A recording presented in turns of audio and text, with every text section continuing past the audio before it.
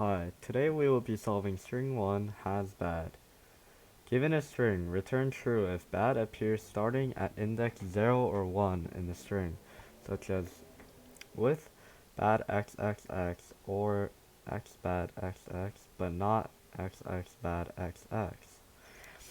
The string may be any length including 0. Note, use dot equals to compare two strings. We can start by saying if str.length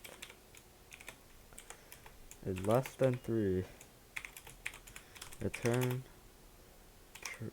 false.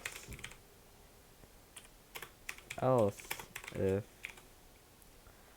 str.substring 03 dot equals bad,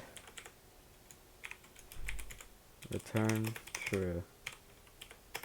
Else, if str dot length is greater than 3 and str dot substring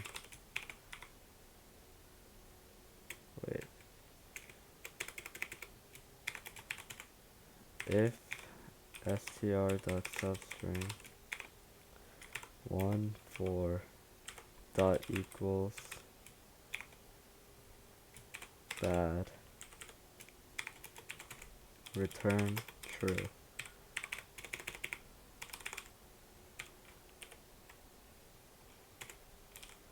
Then return false.